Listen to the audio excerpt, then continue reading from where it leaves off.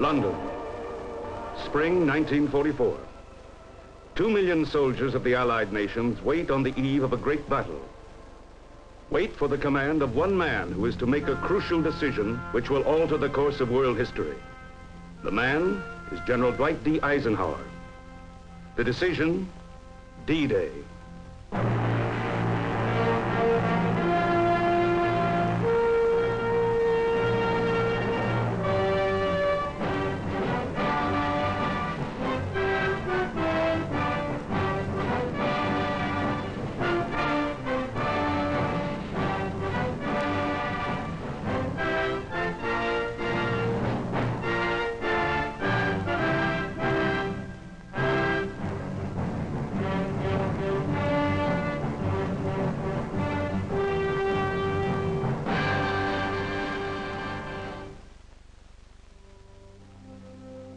At Tehran in November 1943, the most important political meeting since the Versailles Treaty brings together Stalin, Roosevelt, and Churchill for the first time since the start of World War II.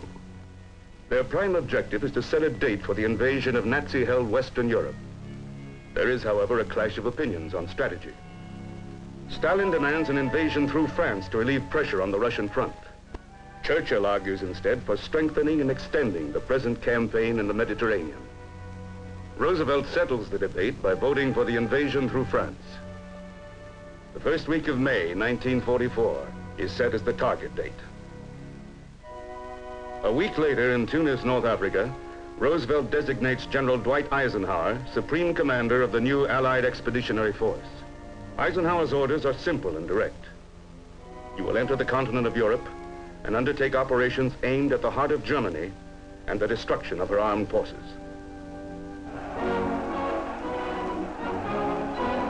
That same month in Berlin, Adolf Hitler summons Field Marshal Erwin Rommel, the legendary Desert Fox, to prepare German defenses against the expected Allied invasion. Rommel will be the field commander, but on the day of the invasion, Hitler intends to direct the strategy against the Allies himself.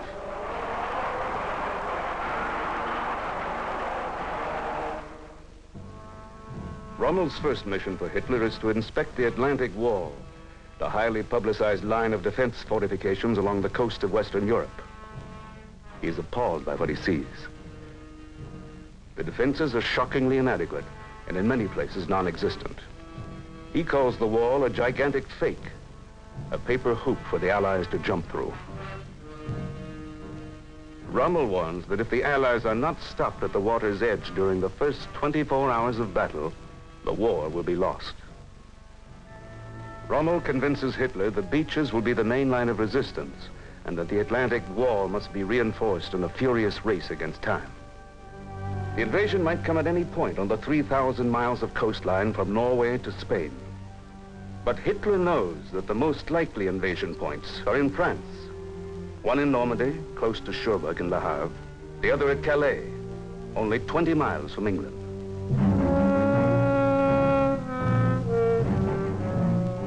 Engineering battalions, combat troops, slave laborers. 500,000 men are pressed into service to build an impregnable Atlantic wall that will hurl the enemy back into the sea.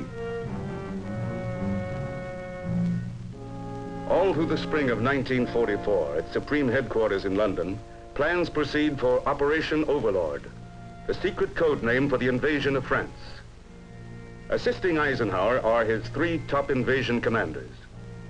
British Chief Air Marshal Trafford Leigh-Mallory, who will command the Air Forces, Admiral Bertram Ramsay of the Royal Navy, who will be the Naval Chief, and British General Bernard Montgomery, the famous Monty who defeated Rommel in North Africa, will command the ground forces.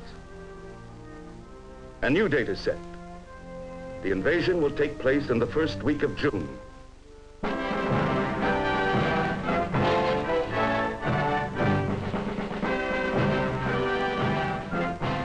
Southern England now becomes a vast arsenal, the greatest in military history. The massive concentration of men and machines is the subject of a joke in every British pub. England, they say, would sink into the sea if it weren't for the barrage balloons holding her up.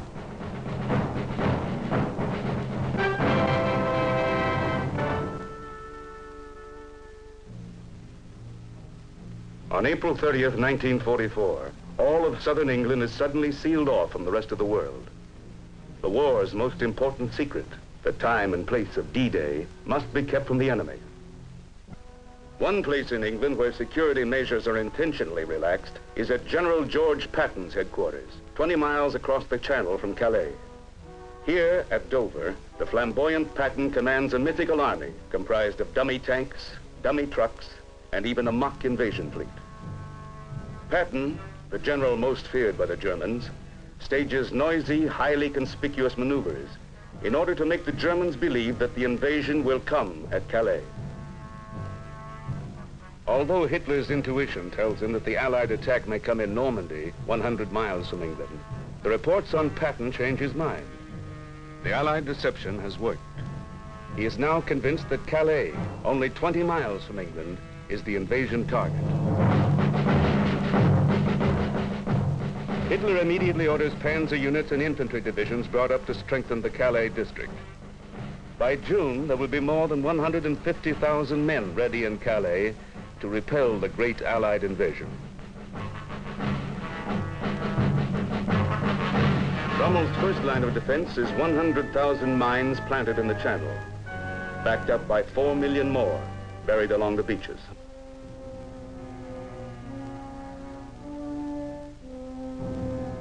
Rommel has utilized every diabolical mechanical device imaginable to block the invasion.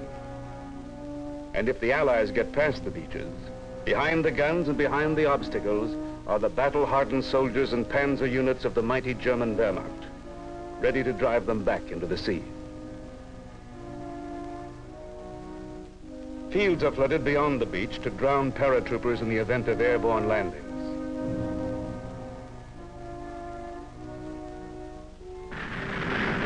Hitler, however, puts his ultimate faith in his newly developed secret vengeance weapons, the V-1 robot bomb and the V-2 supersonic rocket.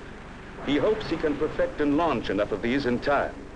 If so, he is confident he can destroy any Allied invasion force.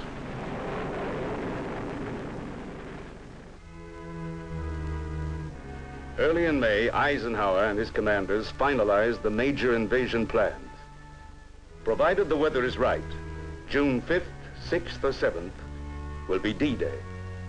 Only on those days in June will conditions be ideal for invasion. A full moon to light the way for the airborne troops, and a low morning tide for the landing operations. Primary objective of the invasion is to secure a beachhead in Normandy, then capture the port of Cherbourg. In the first hours of D-Day, paratroopers will drop behind coastal defenses to isolate the beaches. Meanwhile, 5,000 ships carrying the main assault forces will rendezvous in mid-channel to await H-hour. At 6:30 a.m., small landing craft will take the troops to the 5 invasion beaches. The Americans will land at Utah and Omaha. The British and Canadians at Gold, Juno, and Sword.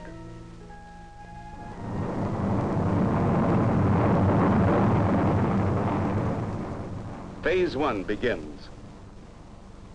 The Air Force bombs enemy roads, railways, and airfields. By D-Day, only about 200 German planes are left in the West. All transportation is virtually at a standstill, and the Luftwaffe is incapable of giving any air support.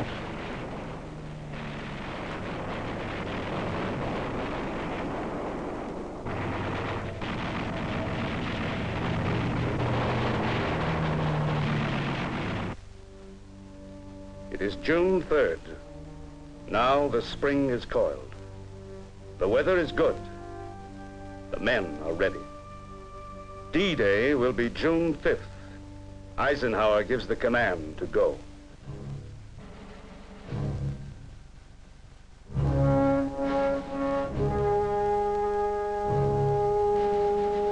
For the men, the waiting is over. The march to the sea begins.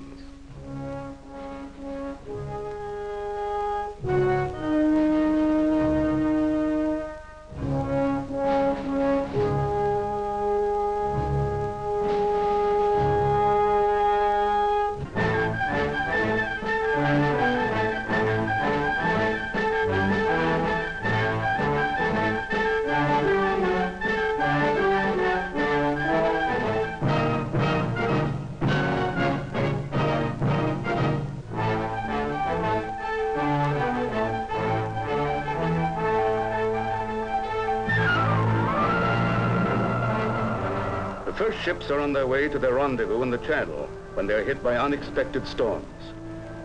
Weather, the one element beyond the control of the Allied High Command, threatens the success of the invasion. Tiny landing craft would be swamped by the heavy seas.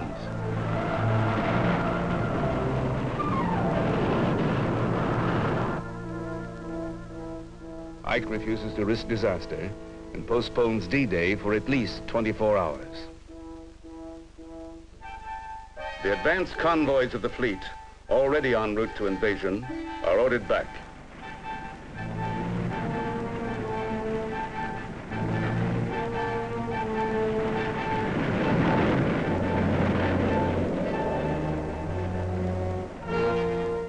German weather stations track the storm, and their forecasters make the same prediction as the Allied meteorologists.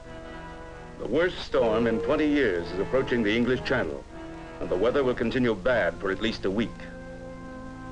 Lulled into a sense of security, the German Navy cancels mine-laying operations and its nightly E-boat patrols. All planes are grounded. Rommel estimates that an Allied invasion is not possible during the next 2 weeks. Exhausted from overwork, he decides to go home to Germany for a few days' rest. Besides, Tuesday, June 6th, will be his wife's birthday.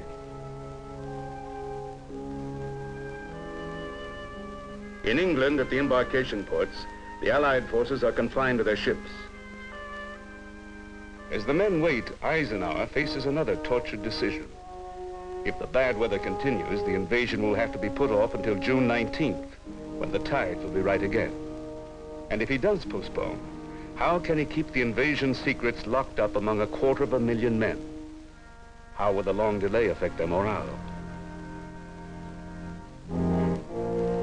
The storm at sea now moves inland, striking southern England with its full fury. The situation looks more hopeless than ever.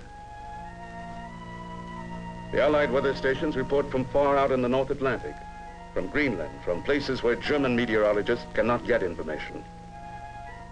They predict the possibility that the storm front may lift for a 24-hour period on Tuesday, June 6th, and the news is relayed to Eisenhower's headquarters. Now, at an old English mansion near the invasion harbor of Portsmouth, a dramatic conference takes place. Eisenhower and his commanders meet to consider whether they should launch the invasion on Tuesday. The opinions are divided. Some doubtful, some yes. But the final word, the fateful decision, must come from Eisenhower. There is a moment of silence, then he says, "Okay, let's go. D-Day will be Tuesday, June 6th. From Plymouth and Dartmouth, from Spithead and Falmouth, from Brixham and Yarmouth, from Torbay and Portsmouth, they come. Battleships, minesweepers, destroyers, rocket barges, tugboats, and landing craft. 5,000 vessels in all. The greatest invasion armada in the history of man.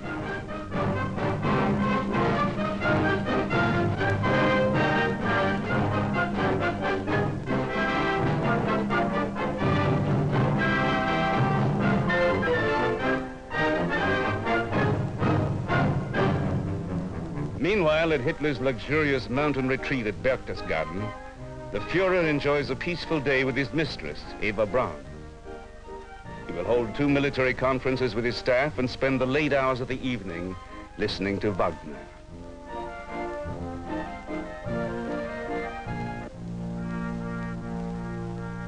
Along the Atlantic wall, there's nothing unusual to report. All is quiet on the Western Front.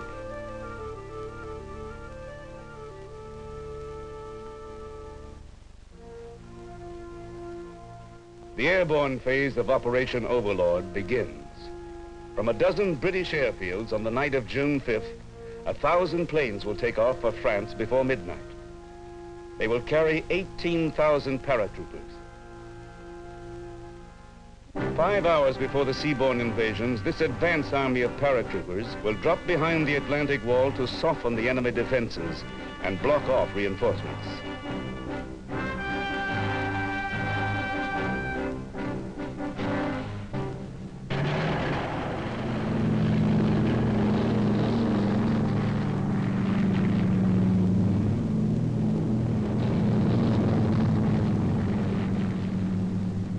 Ike watches the last of the airborne pass over.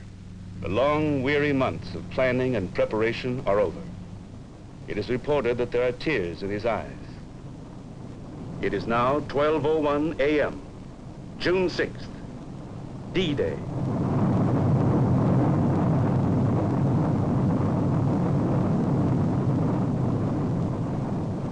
In the English Channel, the fleet slowly approaches France. The Navy has already cleared paths through Rommel's minefields. For the men aboard the transports and the men flying overhead, this day will be one they will always remember. But for some, it will be their last day on Earth.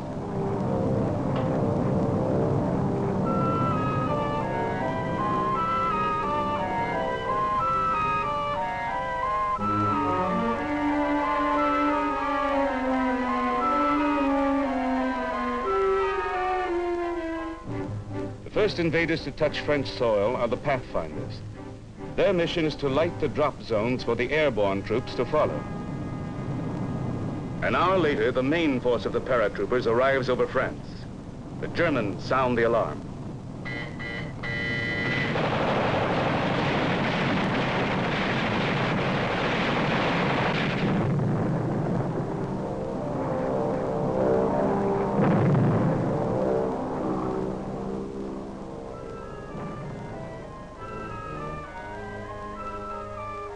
Clouds and heavy anti-aircraft fire throw the planes off course, and paratroopers are dropped miles from scheduled zones. Some land in the ocean, in the rivers, or in the fields Rommel has flooded, and drown under the weight of 70 pounds of equipment. The widely separated men meet only light resistance from the confused German troops.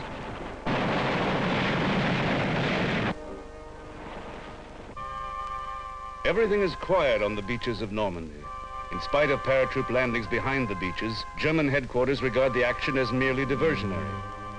They still believe the invasion will come at Calais. 12 miles out, the Allied fleet transfers the men to small landing craft. It is no longer the war of generals and admirals. It is now the war of the men.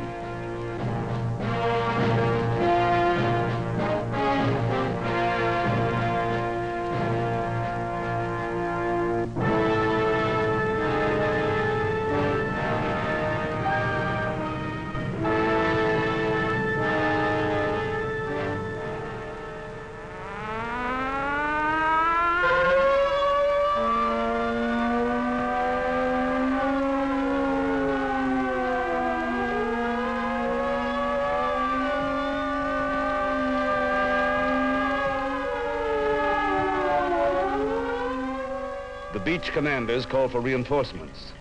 2 crack armored units under Hitler's control are only 100 miles away. But General Jodl, Hitler's chief of operations, refuses to disturb the Fuhrer.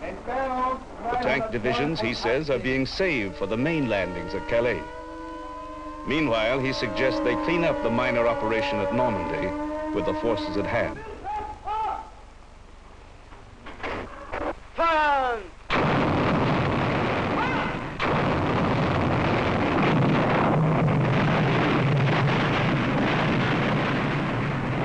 Now, 10 minutes to 6. As the first waves of men head for the shore, the Navy's giant guns begin to open fire on Rommel's coastal batteries and beach emplacements. The ships knock out 50% of the German defenses.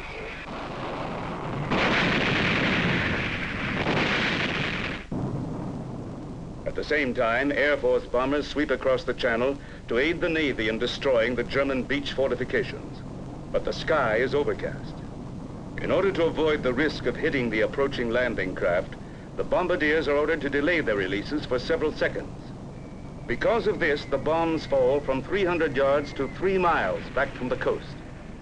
And so the first wave of men rush toward Omaha Beach, unaware that Rommel's Atlantic Wall still bristles with deadly firepower.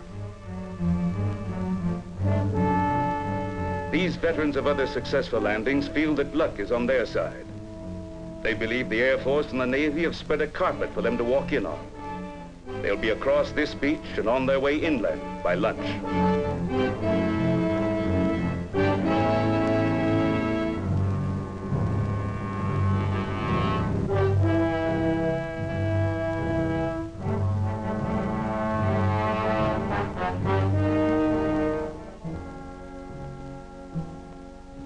Omaha Beach, D-Day.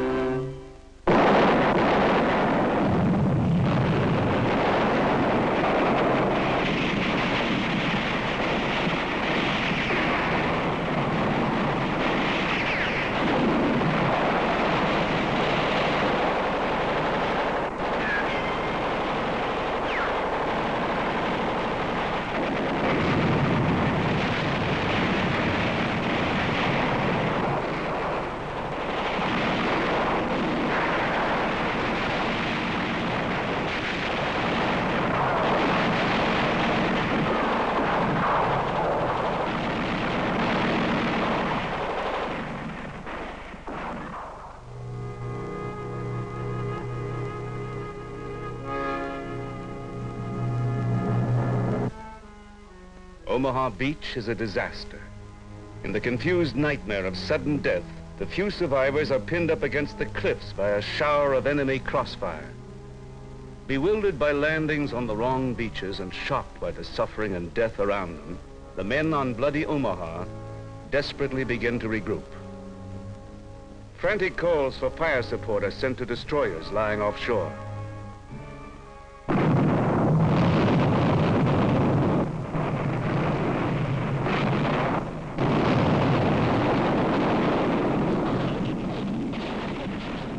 Finally, the beach is secured, and succeeding waves of men pour onto Omaha. Commanders who were ready to write off Omaha as a total failure now say the victory is a miracle. At the British beaches of Gold and Juneau, the first waves meet heavy resistance, but within hours, the beaches are secure.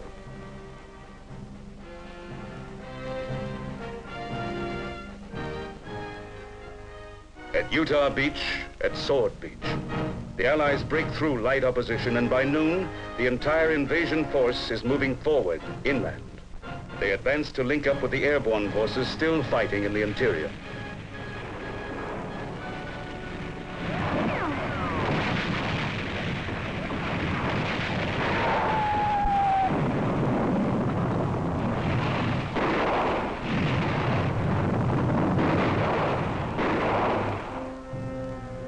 The Germans desperately try to halt further advances, hoping to prevent consolidation of the various Allied assault forces.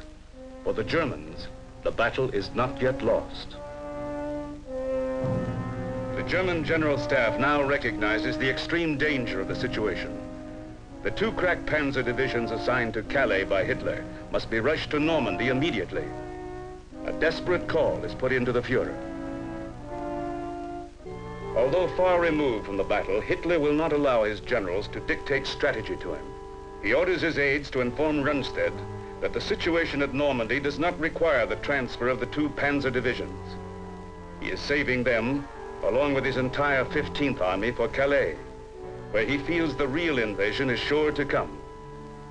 He then retires to take a nap. Rommel, the one man who might persuade him to change his mind, is in a car racing back to the front. And so while Hitler sleeps at Berchtesgaden, his fatal blunder prevents an immediate major counterattack. It allows the Allies to land more men and supplies on the hard-won shores of Normandy. Rommel had warned that if the Allies were not stopped at the water's edge during the first 24 hours of battle, the war would be lost. Before this day is over, the Allies will plunge 10 miles inland. They will capture and hold a score of villages and small towns in Normandy. For the oppressed people of Europe, D-Day, the 6th of June, marks the beginning of their liberation.